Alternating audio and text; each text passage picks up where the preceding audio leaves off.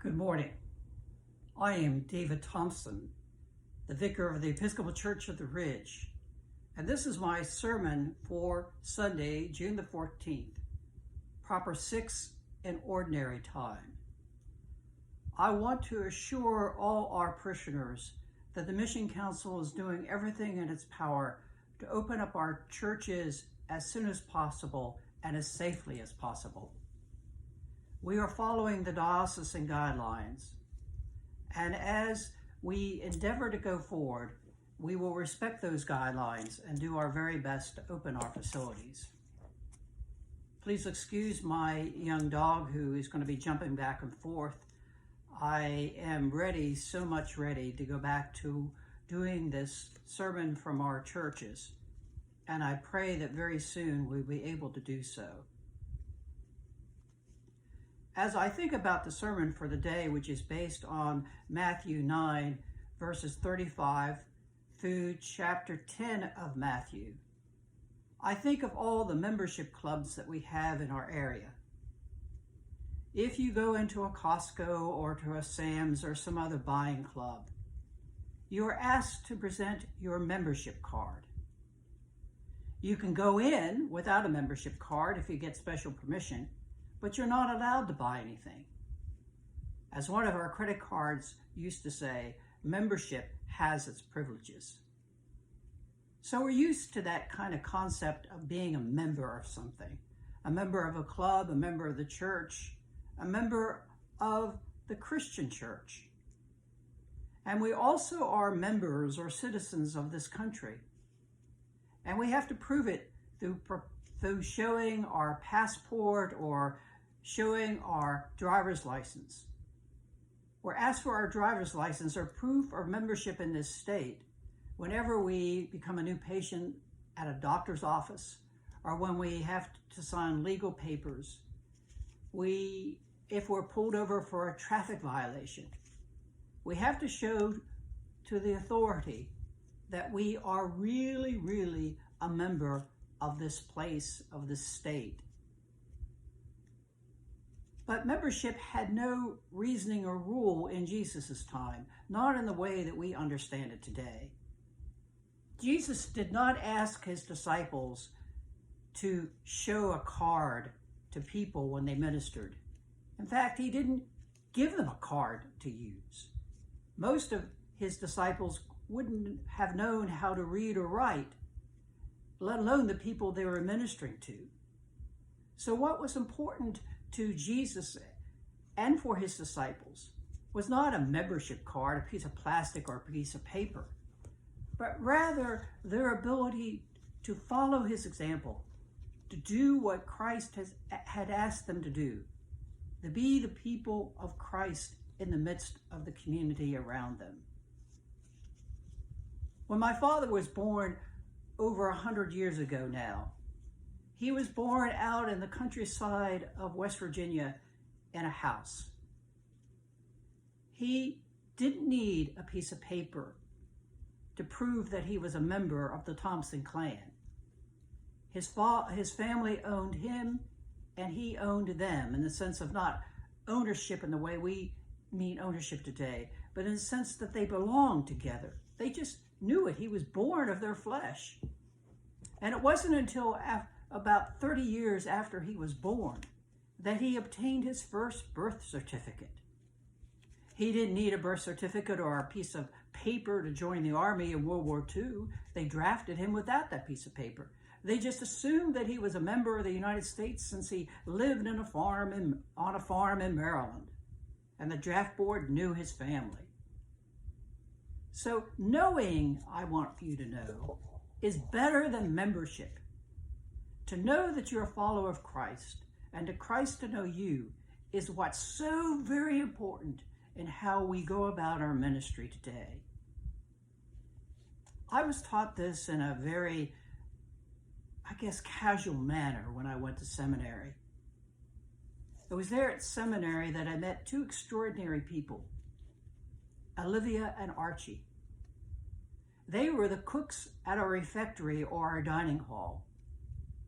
Each day at each meal, they stood in their white uniforms behind the serving trays, helping to serve our food. They would banter with us, they would smile with us, they would talk with us, they would pray with us if we needed it. They knew when stressful times were affecting the seminary. They knew everything about the seminary. They were part of the seminary community. And now I've come to realize that they were presiders of a holy meal in that dining room or that refectory. And now I begin to wonder whether there was much separation from the Eucharist that we received before breakfast, where we received the body and blood of Christ with the presiders at that altar. I wonder whether there was much difference between those presiders and Archie and Olivia who presided over the refectory.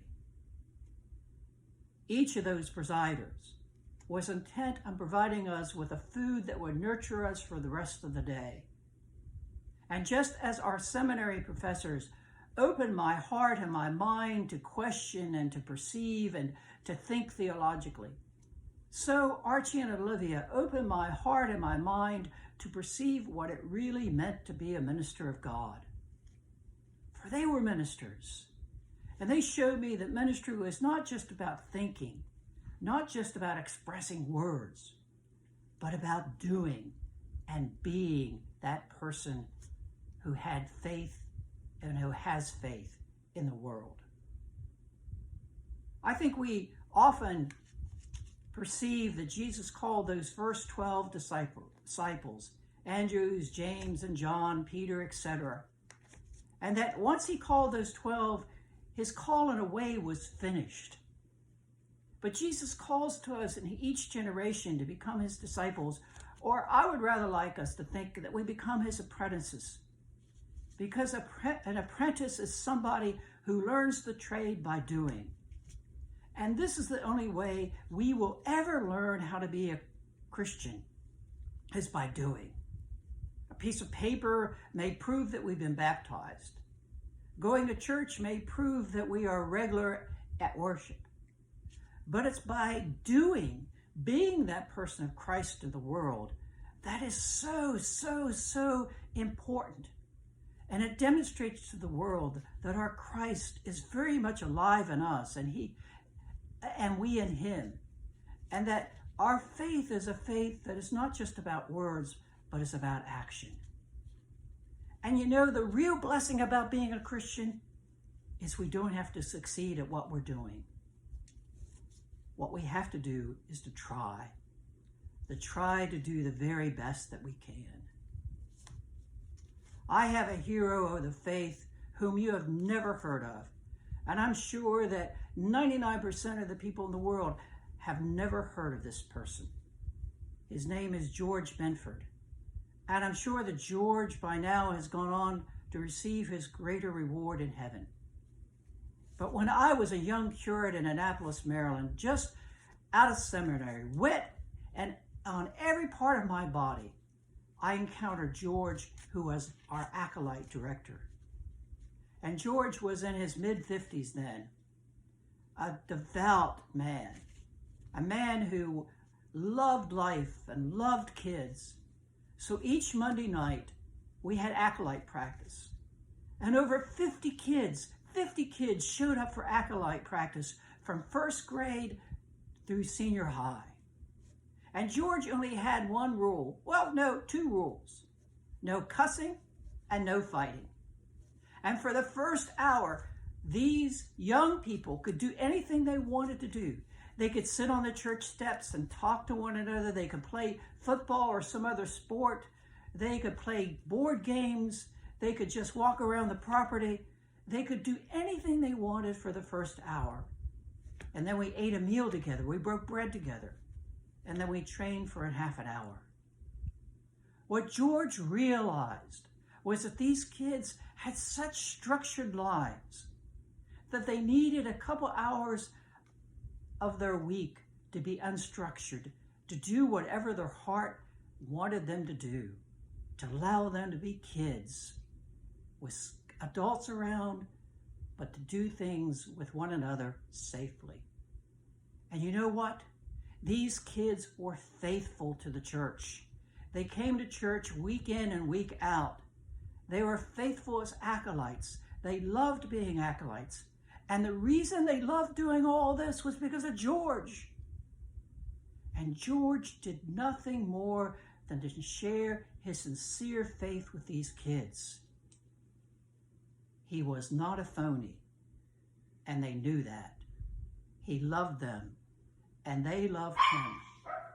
And I'm very sure, that these now grown men and women remember George with passion and with affection. On this Sunday in ordinary time, on this Sunday of Proper Six, I want to remind you that we as the Christian people can no more be Christians than a firefighter can fight a raging fire from the confines of the firehouse. We are called to go into the world to share our faith in a way that is true to us and true to our faith. That's all Christ ever asked his disciples to do, was to go out into the world to do the very things that Christ had done. And I have to admit, there are some days where I think, I can't do this. How can I be this loving disciple whom Christ has called me to be? But I get up anyway, and I try anyway. And sometimes I succeed, and sometimes I fail. But Christ just asks us to be loyal. Our success is not as important as our loyalty and our faith to Christ. In this time in which we as a country are facing many obstacles with COVID-19 and with our discussion about racism in our society, we may think we have nothing to offer. But remember, we are that cool drink of water to a parched and dry world.